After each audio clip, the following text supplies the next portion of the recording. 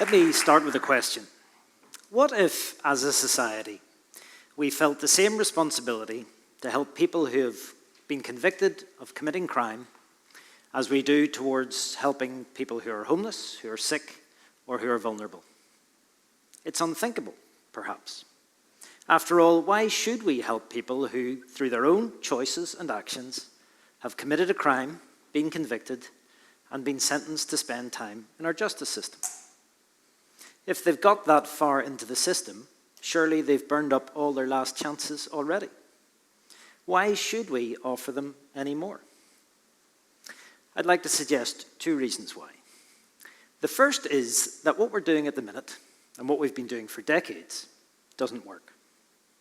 Reoffending rates in many countries, and certainly in the UK and in Ireland, remain stubbornly high. Around 2/3 of the people in our prisons today in Northern Ireland will have served a sentence previously. And among those who go on to commit a further offence, some 70% will do so within just 6 months of release. More victims, more fear of crime, more costs to the public purse. And secondly, the idea that people end up in the justice system as a result of their own choices and actions isn't as clear-cut as we might think. Some people end up in that system because of a single lapse of judgment or an action with unintended consequences. But the overwhelming majority of people in that system were led into that system through pathways that were marked by societal failures, failures in our society's safety nets. Let's look at a snapshot of the people who are in our prisons in Northern Ireland today at the point at which they entered. Unemployed, over 2/3. Struggling with addictions, more than half. Homeless, over 1 in 10. Left school aged 15 or younger, more than 2/3. A history of self-harm or attempted suicide, over half, while around 1/4 will have spent time in the care system during their childhood. Name any single social problem which our societies have failed to prevent or address, and you'll find them disproportionately overrepresented within our justice systems. So yes, of course, an individual should take responsibility for their own actions. But if we accept the evidence that societal failures often play a significant part in the run-up to those actions, then shouldn't we, as a society, take some responsibility for what happens next? Over the last month or two, I've begun to get to know a young man who I'll call Stephen, and whose story I tell with his permission. Born here in Belfast, Stephen never knew his dad. His mum's struggle with very severe drug addictions ended with her untimely death when Stephen was just 6 years old. The rest of his childhood was spent in a care system in which he experienced abuse. He left school in his mid-teens, but managed over time to find a job that he enjoyed. He met a girl, she became pregnant, and they moved in together. But their baby was born with very serious health conditions. Struggling to cope with the impact of all of these adversities on his mental health, Stephen turned to drugs, and in time developed his own drug addiction. And in order to feed that addiction, turned to crime, to selling drugs, and was drawn into organized crime. To cut a long story short, Stephen ended up in prison. And during the time that he was there, his baby died, and his partner took her own life. And all of that adversity before the age of 24. Given Stephen's life history, did he end up in prison as a result of his own choices and actions? Or was it as a result of the circumstances in which he grew up? Should we, as a society, have expected him to take sole responsibility for where he ended up? And should we expect Stephen alone to turn around his future? Or should we, as the society of which he is a member, just like the rest of us, accept some responsibility for both? all but a tiny percentage of the people that are sent into our justice system will either continue to live in the community while they serve their sentence or return to our communities upon release.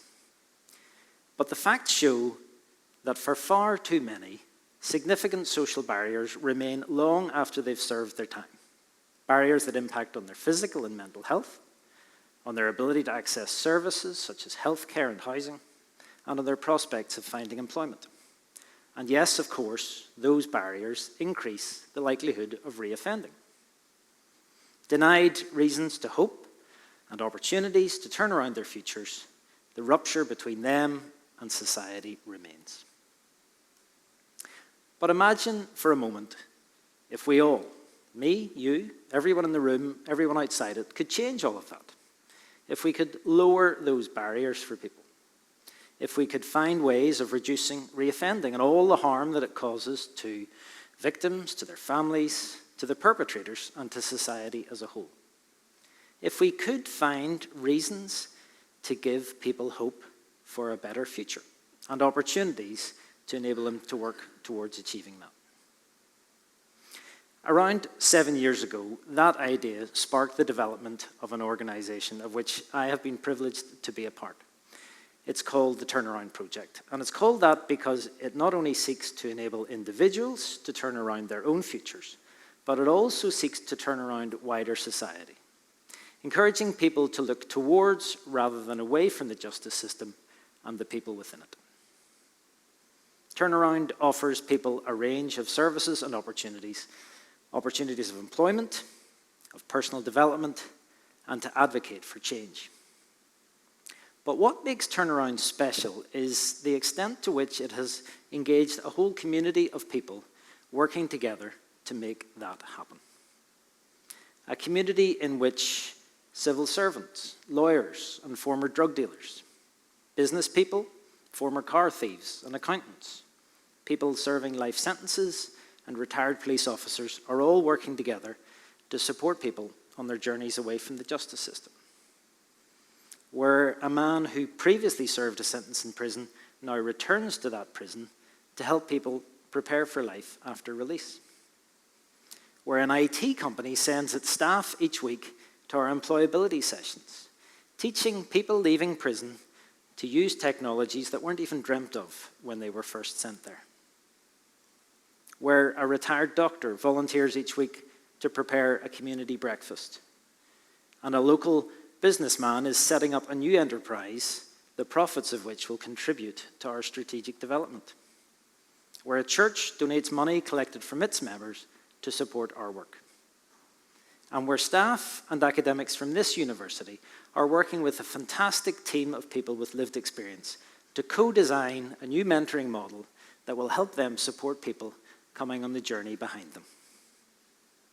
And where a lot of different organisations contract our grounds maintenance social enterprise, enabling us to offer employment to people and an opportunity to change the way they are perceived by others and by themselves. Turnaround isn't a charity in the conventional sense where an organisation provides services to its beneficiaries or service users.